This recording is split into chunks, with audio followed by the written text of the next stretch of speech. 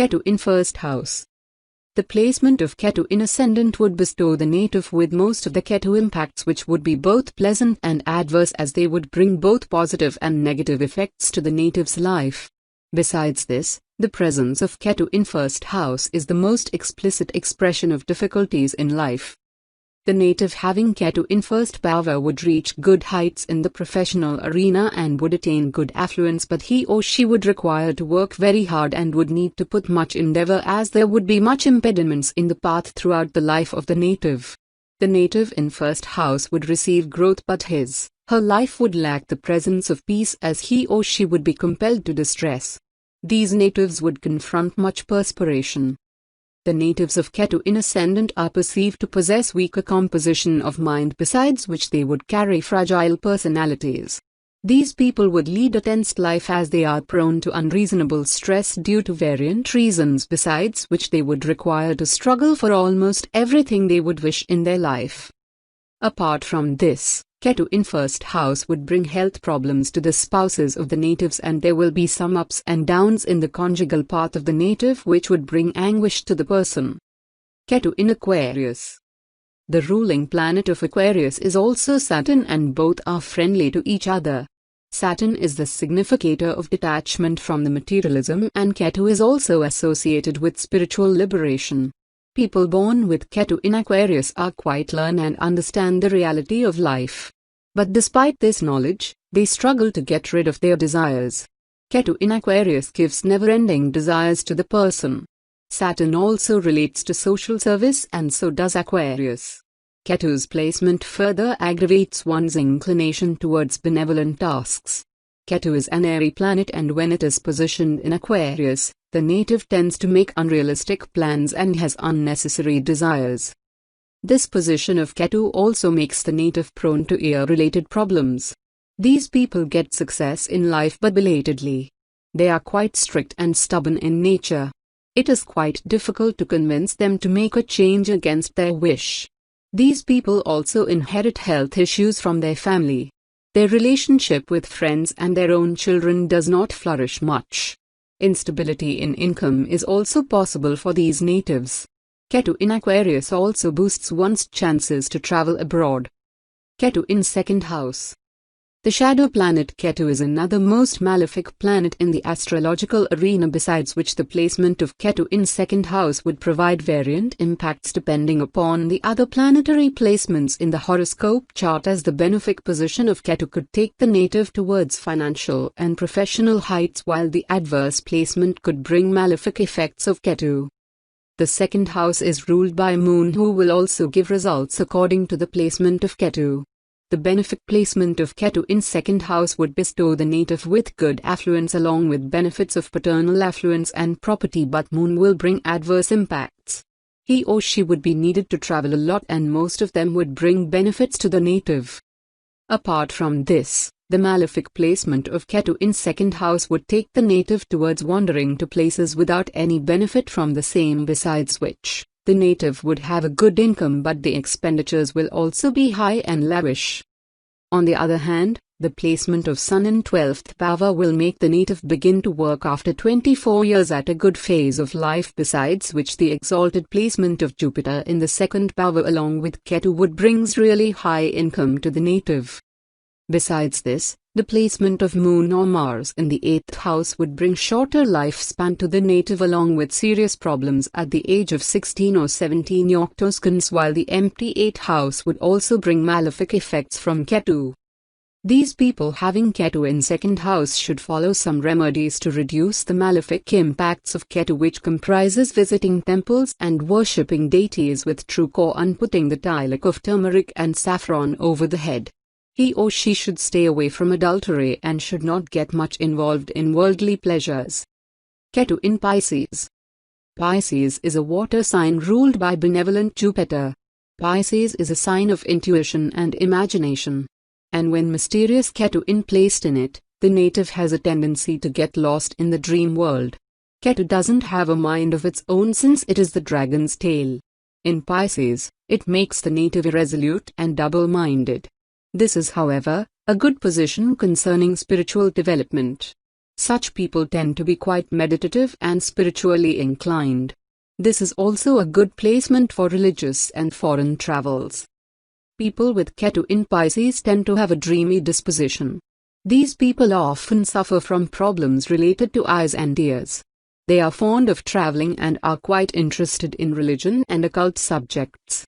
They have a strong desire to achieve respect and a good position in society.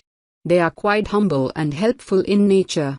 Disciplined and humane, these natives tend to respect their elders and beliefs. They are in fact quite knowledgeable too. Ketu in Pisces also affords the native with a lot of wealth. Ketu in third house. Though the shadow planet Ketu is perceived to be a malefic planet, the placement of Ketu in third house will bring both pleasing and adverse impacts, while on the other part, third house also gets affected by the planet Mercury and Mars, while the Ketu is a natural enemy to them.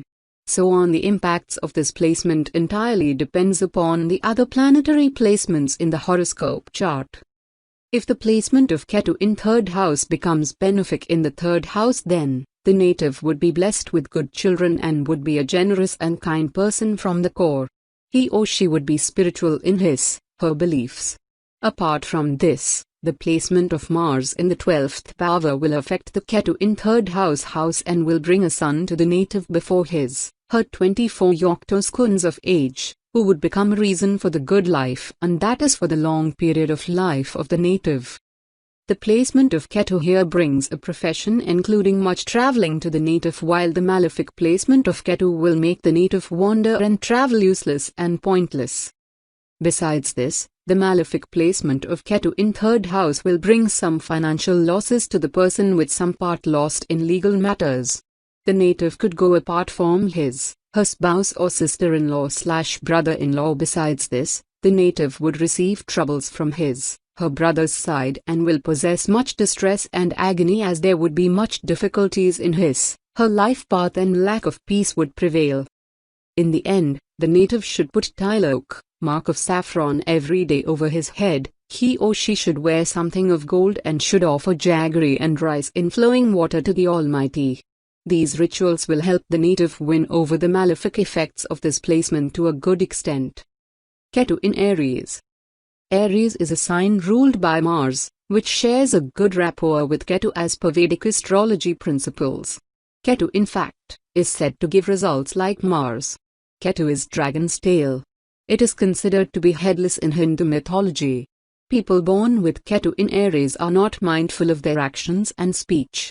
Aries is fire, ruled by a fiery masculine planet, and Ketu further adds mindlessness to the native, so the person often speaks unnecessarily and without thinking. Those born with Ketu in Aries are usually cheerful, talkative and are articulate in many languages. However, they can be moody at times. Their disposition is unpredictable and unstable. There is a tendency to seek change and move from one place to another. These natives believe in leading a simple life. There is a strong need for calm and quiet in life. They always look for peaceful ways to get things done. These people do not like to be in the limelight. They rather like to work from behind the curtains. They put in a lot of efforts into anything they do. They remain doubtful and apprehensive in their relationships, however. Ketu in fourth house. The shadow planet Ketu is an enemy of the ruler moon of fourth house, but the planetary placements in the horoscope chart could make this placement positive or negative, for which it could provide variant impacts upon the human lives. The benefic placement of Ketu in fourth house would turn the native spiritual, as he or she would deeply believe in the divine presence and would keep walking over the righteous path. The native's displacement will appear to be lucky for the father and guru, besides which the native would have son only by attaining the blessings of the guru. Besides this, the placement of moon in third or fourth power will also bring pleasing results to the native and will make her a good advisor, besides which the native would be endowed with a very strong financial stature. On the other hand, the malefic presence of Ketu in fourth house will bring health problems to the person, and her mother will also face some problems. Happiness and peace could be absent from the native's life due to variant hurdles and difficulties. The person having Ketu in 4th bhava would rarely have a son, and if he or she would have, then it will be in the 36 octoseconds of age. Diabetes could become a serious concern. In the end, the natives having Ketu in 4th house should keep a dog at home and should nurture him. The person should offer yellow flowers in the water and should wear silver for the peace of mind. These remedies would help him, her to a good extent for the betterment in life. Ketu in Taurus. Taurus is ruled by Venus and it shares an average relationship with Ketu. Here, Ketu is in an earth sign and in mythology, it is represented as the dragon's tail. Such people want to walk freely and seek movement, but that does not mean that they fly in the air because Taurus is an earthy sign and this element keeps them grounded. Due to the impulse given by Ketu, such people are always pulled between need for movement and the need for stability. Ketu in Taurus also gives a pensive mood to the person. Such people like to talk a lot and are sometimes quite insincere. These people face hurdles in acquiring luxuries and material comforts they want. Ketu in Taurus also creates hurdles in love life. Such people also face issues within their family. They often move towards wrong directions in life that require immoral actions. While they tend to be quite loving, caring and compassionate, they struggle to get the same level of love and compassion in return. Ketu in Taurus also makes the native lethargic. Such people have a tendency to procrastinate. These natives can also be quite stubborn as a bull at times. Ego also strongly marks their character, adding to challenges in maintaining relationships.